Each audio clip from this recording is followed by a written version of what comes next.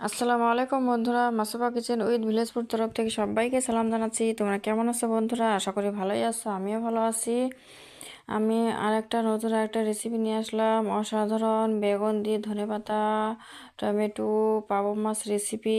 কেউ কেউ পাবদা মাছ বলে, কেউ কেউ পাবদা মাছ বলে, সবাই একরকম নামে বলে না। মাছের একজন এক ধরনের নাম বলে। যেটাই হোক, আজকে মাছটাগুলো আমি অসাধারণ করে রান্না করে নিয়েছি বন্ধুরা। কি বলবো, খুব সুন্দর হয়েছে রান্নাটা। শীতকালের ধনেপাতা দিয়ে মাছ রান্না করলে তো খুব খুব টেস্টি হয়। তোমরা তো জানোই সবাই। এই যে আমি মাছগুলো ভালোভাবে কেটে ধুয়ে পরিষ্কার করে নিয়েছি একদম। দেখো, মাছগুলো খুব সুন্দর করে ধুয়ে নিয়েছি, চকচক করবো লেগছে বন্ধুরা। আমি অফ ক্যামেরায় মাছগুলো কেটে ধুয়ে পরিষ্কার করে নিয়েছি এই যে। এখন আমি মাছগুলো রান্না করব। কিভাবে রান্নাটা করি তোমরা সবাই দেখতে থাকো। সবাই আলাদা আলাদা রকম করে রান্না করে। রান্নাটা কিন্তু একটু আলাদা আলাদা হয়, সবার রান্না এক ধরনের হয় না। চলো আমি কিভাবে রান্না করি তোমরা সবাই আমার রান্নাটা দেখো বন্ধুরা। এই যে দুটো বেগুন কেটে নিয়েছি আমি। এখন বেগুনটা ধুয়ে পরিষ্কার করে নিয়ে রান্না করব। আর বন্ধুরা, যারা আমার চ্যানেলে নতুন আছে প্লিজ সাবস্ক্রাইব করে আমার পাশে থেকো। এই যে একটা ফ্রাই প্যানে আমি আগে একটু ভাজি করে নিয়েছি। ওই ফ্রাই প্যানে আমি রান্নাটা বসিয়ে দিলাম। সরিষার তেল দিয়েছি, একটা টমেটো, একটা পেঁয়াজ কুচি, একটু নেড়ে চেড়ে নিচ্ছি। আর বন্ধুরা, যারা আমার চ্যানেল নতুন আছে প্লিজ সাবস্ক্রাইব করে আমার পাশে থেকো। আর সবাই লাইক কমেন্ট করো। রেসিপি কীরকম হল সেটাও কমেন্টে বলো। এই এখানে আমি এখন সব মশলার গুঁড়ো একটা একটা করে দিয়ে দিব। এই যে হলুদ গুঁড়ো দিয়ে দিলাম পরিমাণ মতন। আমি মশলার গুঁড়ো দিয়ে দিলাম কাশ্মীরি লঙ্কার গুঁড়ো, তারপরে মরিচ আর পেঁয়াজ বাটা আর লবণ দিয়ে এখন আমি ভালোভাবে একটু কষিয়ে নিব। বেশিক্ষণ নিব না, জাস্ট কোনো মিশিয়ে নেওয়া যতটুকু ওইটুকুই আমি কষিয়ে নেব ভালো করে মশলাটা। আর আমার রেসিপিটা কীরকম হল বন্ধুরা প্লিজ তোমরা কমেন্ট করে বলো। এই যে আমি বেগুনটা দিয়ে দিলাম। এখন বেগুনটা ভালোভাবে নেড়ে চেড়ে নিয়ে বেগুনটা আমি আগে কষিয়ে নিব। এগুলো মাছ নরম থাকে তো তার জন্য আমি আগে বেগুনটা কষিয়ে নিব। এই ঢাকনাটা দিয়ে ঢেকে দিলাম। এই যে দেখো, আমার বেগুনটা প্রায় খুব সুন্দর করে আমি কষিয়ে নিয়েছি। একটু জল দিয়ে দিলাম। এখন মাছগুলো আমি দিয়ে দিব।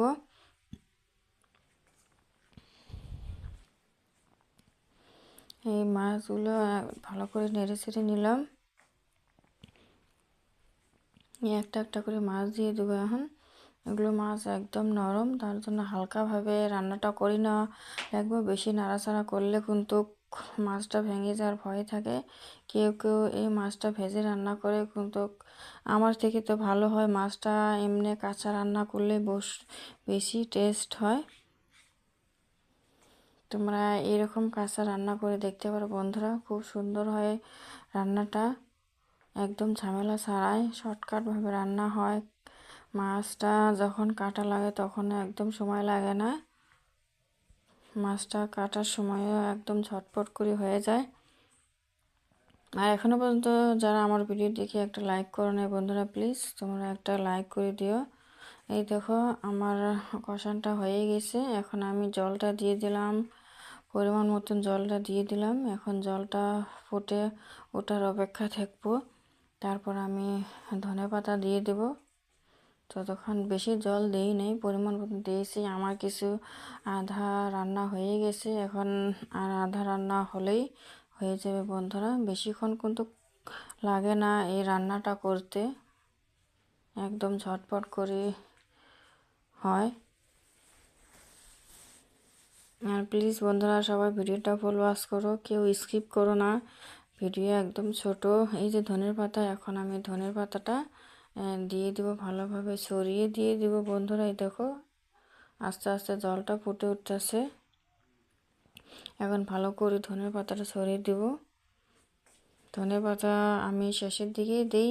তোমরা আমার ভিডিওতে দেখতে পারো, সব ভিডিওতেই আমি ধনের পাতা দিলে আমি একদম রান্নার শেষের দিকে দিই। ধনে পাতা শেষের দিকে দিলে ঘ্রাণটা থাকে। আগে দিয়ে দিলে ঘ্রাণটাই চলে যায়, তখন মনে হয় না যে ধনের পাতা দিয়েছি। রান্নার শেষের দিকে ধনের পাতাটা দিলে বেশি ভালো হয়। দেখো, খুব সুন্দর একটা স্মেল এসে ধনের পাতার। তাহলে মনে হয় যে শীতকাল শীতকাল। এই দেখো আমার রান্নাটা হয়ে গেছে, অসাধারণ হয়ে গেছে। আমি বেশি ঝোল রাখিনি, জাস্ট একটু রেখেছি।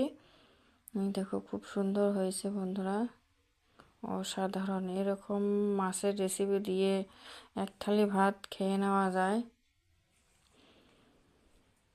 আর প্লিজ সবাই আমার পাশে থেকো বন্ধুরা, তোমরা ভালো থেকো।